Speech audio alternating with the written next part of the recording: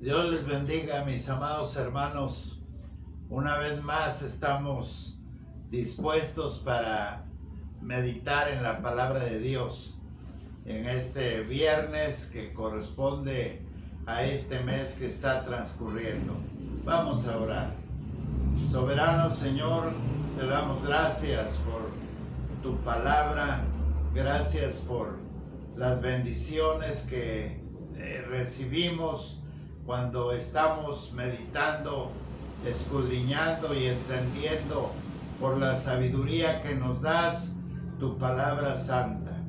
Por favor, Señor, bendícenos en esta hora y te damos gracias, Señor, por la salvación, por la seguridad de ella en nuestra vida personal, y caminar contigo, Señor, es una bendición hermosa. Te damos gracias en el nombre de Jesús, nuestro Salvador. Amén. Espero que hayan pensado un poquito sobre el gozo que nos da de invertir en otros. Como hemos visto que el apóstol Pablo, hubo una persona que invirtió en él y fue de bastante bendición. En este caso, Bernabé. Él se atrevió a hacerlo. Y déjenme decirles que nuestro Dios, a través de su Hijo Jesucristo, también se atrevió a invertir en nosotros. Cuando estaba haciendo cuentas de toda la vida que el Señor me ha permitido tener a estos 80 años, déjenme decirles que han sido 29,000 días que Dios ha invertido en mi vida, y yo creo que no se ha arrepentido el Señor. Usted haga las cuentas de su edad, cuántos días, cuántas horas el Señor ha invertido en usted, y está feliz el Señor de seguir invirtiendo en nosotros. Pues vamos a tener nuestro segundo periodo de meditación en base a este título y viendo el libro de los Hechos. En este caso lo vamos a hacer en el versículo 19 al 26 del capítulo 11 del libro de los Hechos. Dice así: ahora bien, los que habían sido esparcidos a causa de la persecución que hubo con motivo de Esteban, pasaron hasta Fenicia, Chipre y Antioquía, no hablando a nadie la palabra, sino solo a los judíos. Pero había entre ellos unos varones de Chipre y de Cirene, los cuales, cuando entraron en Antioquía, hablaron también a los griegos, anunciando el evangelio del Señor Jesús. Y la mano del Señor estaba con ellos, y gran número creyó y se convirtió al Señor. Llegó la noticia de estas cosas a oídos de la iglesia que estaba en Jerusalén, y enviaron a Bernabé, que fue hasta Antioquía. Cuando llegó y vio la gracia de Dios, se regocijó y exhortó a todos a que con propósito de corazón permanecieran firmes al Señor, porque era varón bueno y lleno del Espíritu Santo y de fe, y una gran multitud fue agregada al Señor. Después fue Bernabé a Tarso para buscar a Saulo, y hallándole le trajo a Antioquía, y se congregaron allí todo un año con la iglesia, y enseñaron a mucha gente, y a los discípulos se les llamó cristianos por primera vez en Antioquía. Dense cuenta de el propósito de Bernabé una vez más. Dice la palabra del Señor que regresó a Tarso para buscar a Saulo, en este caso ahora Pablo, para que le ayudase, para que pudiera ser una bendición bastante clara en cuanto a tantos convertidos que hubo a causa de la persecución. Quiero decirles, mis amados hermanos, que esta actitud me hace pensar que así como hemos invertido y nos hemos comprometido a invertir en otros hermanos, en su crecimiento espiritual, en su gozo, en su ánimo, en muchas áreas de su vida, también nos permite, hermanos, comprometer a otros a invertir en el reino del Señor.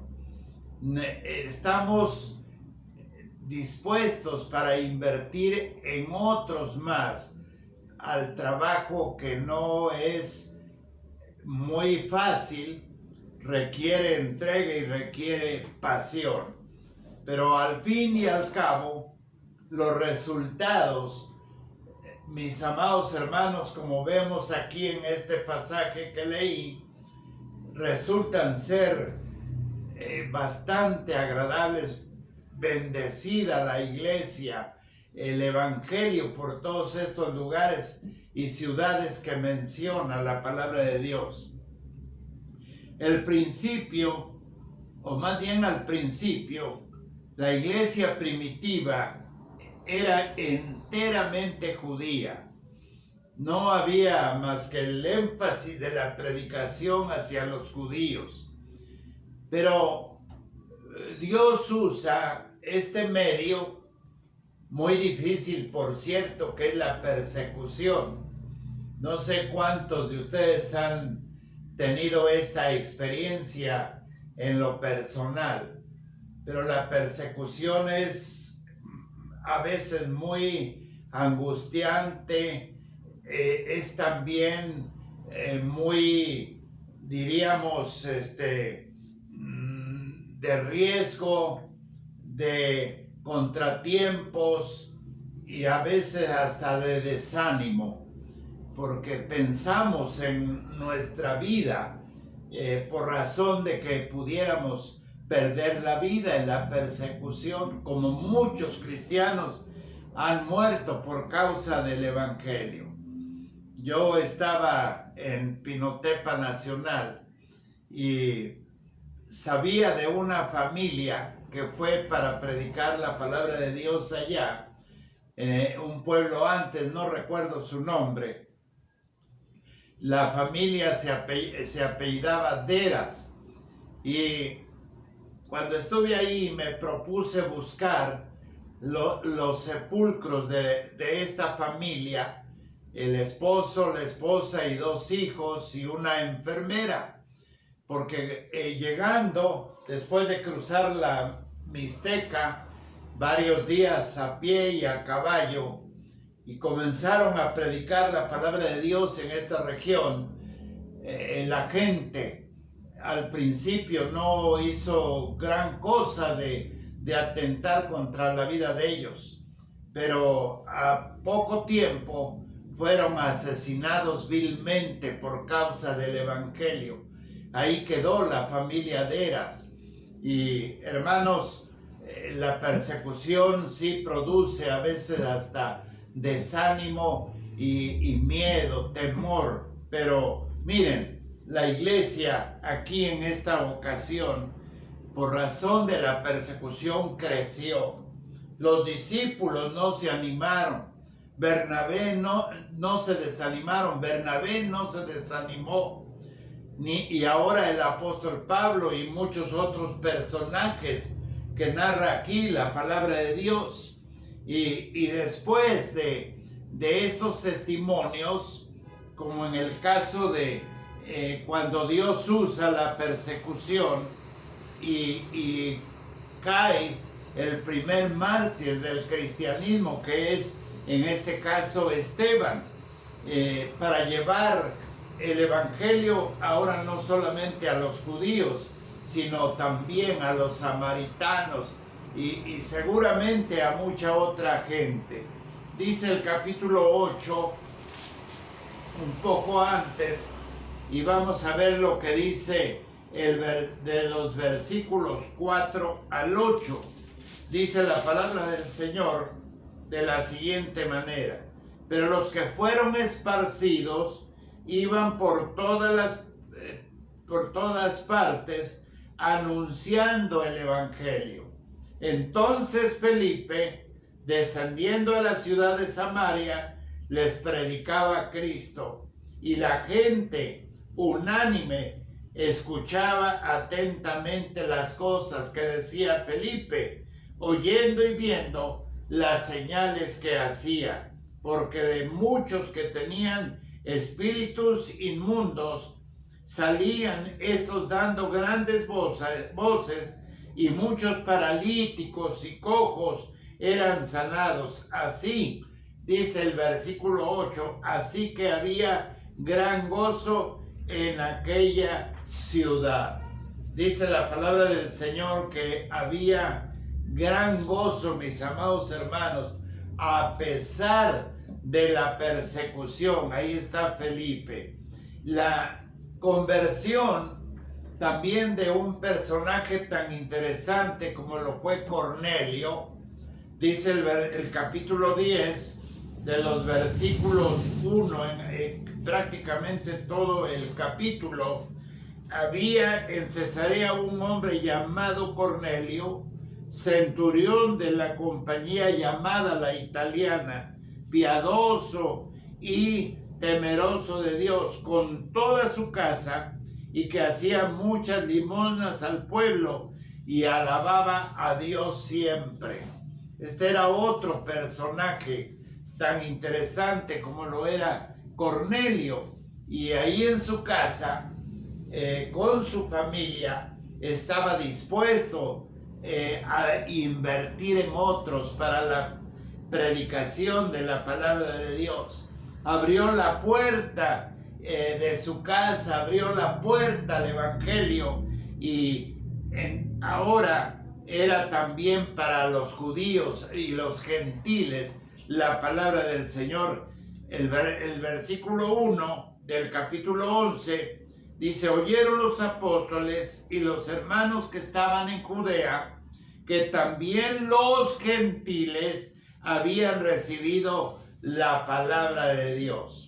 Los gentiles, había llegado la palabra del Señor. Entonces Felipe, Cornelio, y luego Cornelio hace, hermanos, el deber de mandar a algunos de su autoridad para ir en busca de Pedro, que estaba ahí en la casa prestada precisamente de otra persona tan conocida, que ustedes seguramente saben la historia, cuando estaba en el techo y entonces tenía hambre, y él tuvo ese éxtasis, o sea, ese tiempo de iluminación, vamos a decir, y con esa hambre atroz, entonces le dice la voz del Señor: mata y come.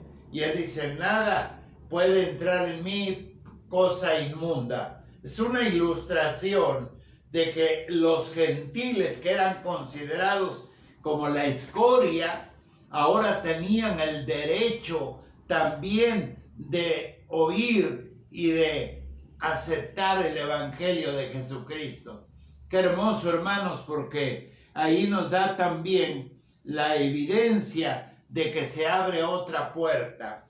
Y Cornelio, que manda a traer a Pedro para que les enseñase, esto quiere decir que Cornelio invirtió en Pedro de ese traslado para que pudiera, hermanos, verse también lo que Dios podía hacer en la vida de tantos necesitados. Déjenme decirles que La palabra de Dios está llena de personas que invirtieron en otros. Por ejemplo, si vamos al libro del Éxodo, y ahí en el capítulo 1, vamos a leer, hermanos, lo que nos dice la palabra del Señor. Vamos a buscar capítulo 1 en nuestras Biblias. Y en este capítulo de Éxodo, hermanos, ay, con estos dedos ya me cuesta un poquito trabajo, pero dice el capítulo 1, el versículo del 1 al 18. Y estos son los nombres de los hijos y da la lista de una genealogía. Pero luego dice en estos versículos, cuando habla el versículo 15, ojalá le puedan entender. Y habló el rey de Egipto a las parteras de las hebreas, una de las cuales se llamaba Cifra y a otra Fua, y les dijo: cuando asistáis a las hebreas en sus partos y veáis el sexo, si es hijo, matadlo, y si es hija, entonces viva. Miren, el versículo 17. Pero las parteras temieron a Dios. Ese es el primer paso. Y no hicieron como les mandó el rey de Egipto, sino que preservaron la vida de los niños. Eso es invertir en confianza del Señor. Estas parteras no obedecieron al rey, decidieron invertir en los niños que estaban naciendo y que la orden era acabar con ellos. ¿No les parece un hecho grandioso de estas mujeres que se atrevieron? Ahora también en el primer libro de Samuel vamos a ver lo que nos dice la palabra del Señor ahí en el primer libro de Samuel. Busquen en sus Biblias capítulo 19, de los versículos del 1 al 13. Dice la palabra del Señor: y habló Saúl a Jonatán su hijo y a todos sus siervos para que matasen a David. Pero Jonatán, hijo de Saúl, amaba a David en gran manera. Y dio aviso a David, diciendo: Saúl mi padre procura matarte, por tanto, cuídate hasta la mañana, y estaré en lugar oculto y esconderé. Dice así: y yo saldré y yo estaré junto a mi padre en el campo donde estés, y hablaré de ti a mi padre y te haré saber lo que haya. Sigue hablando en este caso Jonatán, pero Jonatán estuvo dispuesto a invertir en David, a pesar de, entre paréntesis, una desobediencia a su papá. Pero él estaba seguro de que invertir en David eran los propósitos de Dios. Y luego David, en gratitud, habla más adelante y dice: habrá un descendiente que haya quedado de él. Y entonces ahí resulta Mefiboset. Y entonces David invierte en Mefiboset. Qué interesante, hermanos, porque estos ejemplos nos dan a entender de que es bueno invertir. Por último, ahora en el segundo libro de Samuel, hermanos, ahí en el capítulo 9, dice la palabra del Señor de los versículos 1 al 13. 9. Dijo David: ha quedado alguno en la casa de Saúl. Ya se los dije, tratándose de un hijo de Jonatán. Y viendo en el Nuevo Testamento, vayamos a la carta de Filemón.